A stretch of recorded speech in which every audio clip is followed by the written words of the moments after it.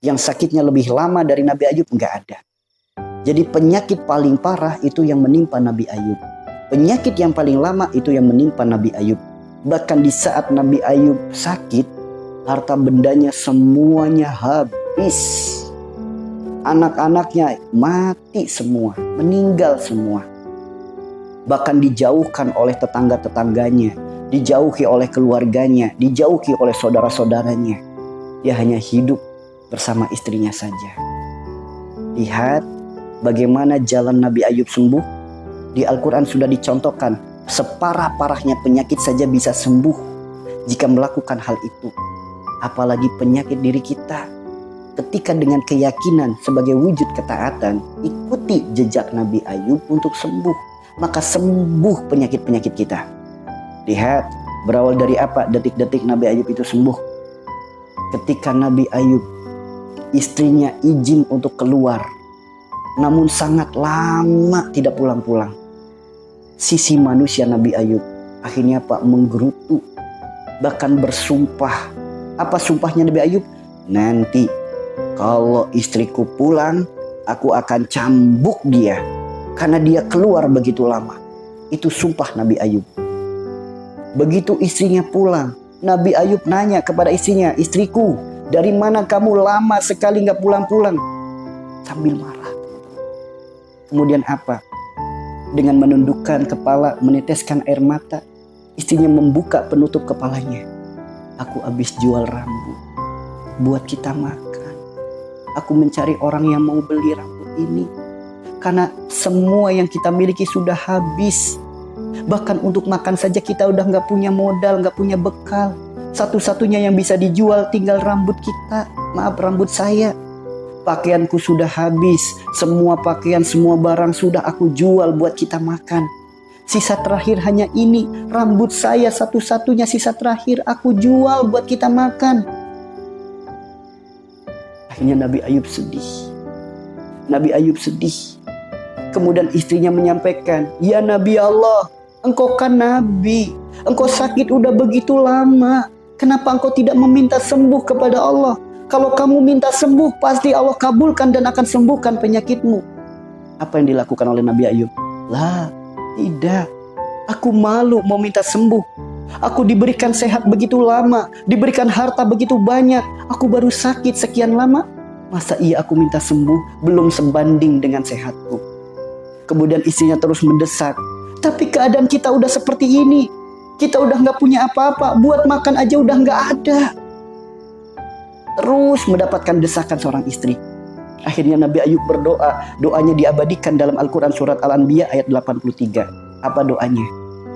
Robbi animasani yaduru wa anta arhamur rahimin.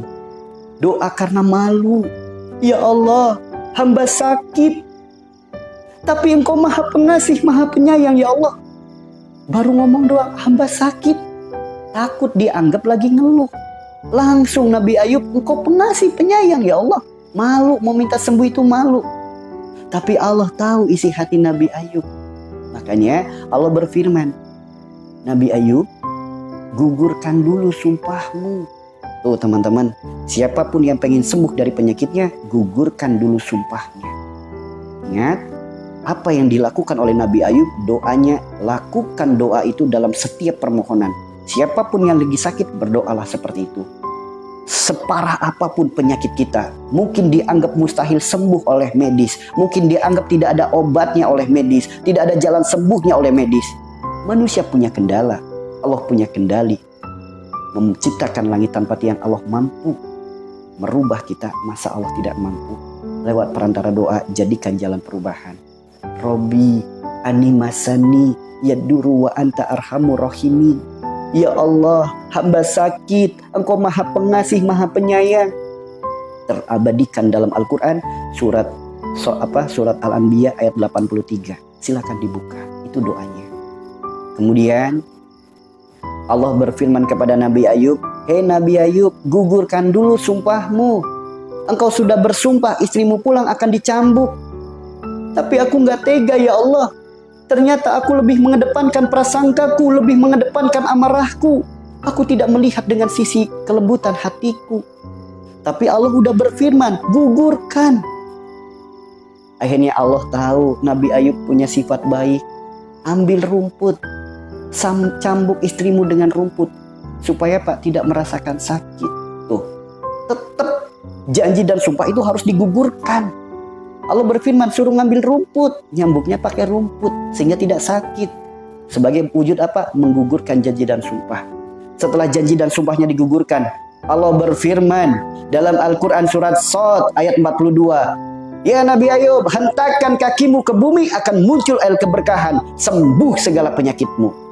Yuk, bagi teman-teman yang pengen sembuh dari penyakit, awali. Akui kesalahan, akui kesadaran. Gugurkan segala sumpah dan janji-janji. Caranya ada di Al-Quran surat Al-Maidah ayat 89. Kemudian lakukan ikhtiar jalan sembuh yang mendapatkan jaminan sembuh dari Allah. Al-Quran surat Shad ayat 42. Apa itu? Menghentakkan kaki ke bumi. Yuk, lakukan terapi itu sebagai jalan ikhtiar kita untuk sembuh. Teman-teman mau tahu terapi Nabi Ayub?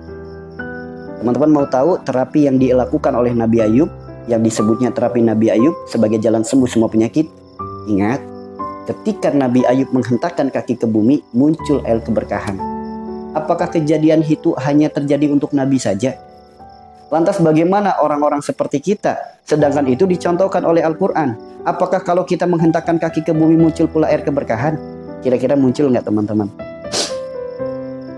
Ketika Nabi Ayub menghentakkan kaki ke bumi, muncul air keberkahan sebagai jalan kesembuhan. Itu kan Nabi, diabadikan dalam Al-Quran.